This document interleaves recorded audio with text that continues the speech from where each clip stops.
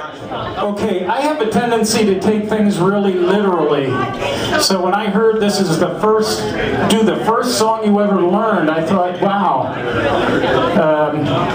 It's got to either be Itsy Bitsy Spider or Jesus Loves Me.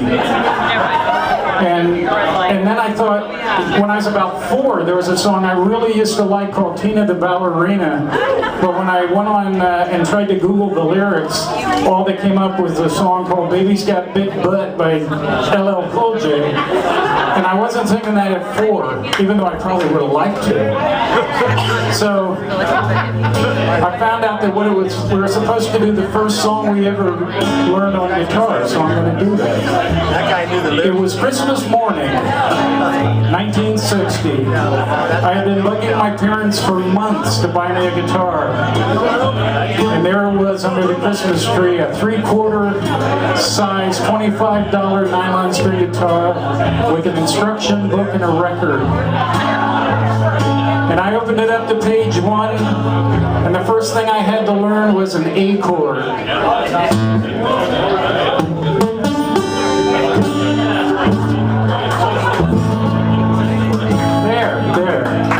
So I got that one down. And then I went to the second page, and it was an E chord. And then you had to switch back and forth between the two. So I kept working on that, getting E, A, to E. And after a while I had the 2. And at that point, I was able to do the first song I ever learned on guitar. Well, lost my partner, what'll I do? Lost my partner, what'll I do? Lost my partner, what'll I do? Skip to my dog. You know, I'll find another one prettier than you. I'll find another one prettier than you. I'll find another one prettier than you. And I'll skip to my dog. Lou, skip to my Lou, skip to my Lou, skip to my Lou, skip to my dog. So after I learned that, then I went to page 3 and I learned the D chord. And at that point, I knew 3 chords. And it was like I had split the atom. Little did I know that with those 3 chords, I could probably play almost every rock and roll song that was ever done. A to D to E, or if you change them around. I need a pick here for a second.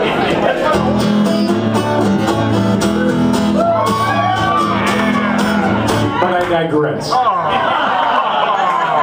Let's get back to, I like him. because at that time what I really liked was, I liked folk music, so I'm going to do now the first song that I ever performed. Spring of 1962, Stone Valley School, Alamo, California, talent show. Well, let me tell you a story about a man named Charlie on a tragic and fateful day. He put 10 cents in his pocket, kissed his wife and family, went to ride on the MTA. And did he ever return? And his fate is still unlearned. He may ride forever beneath the streets of Boston. He's the man who never returned.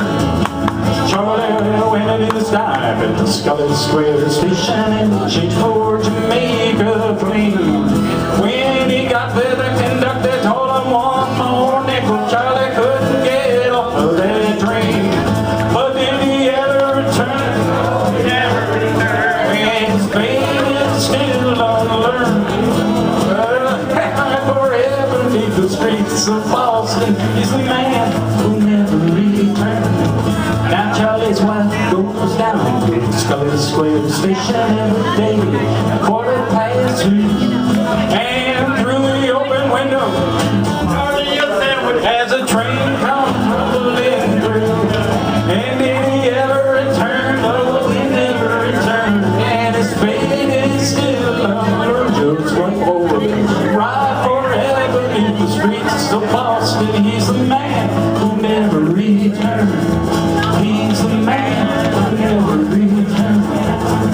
So I started learning all the old folk songs. I got into all the child ballads. They were all the English ballads.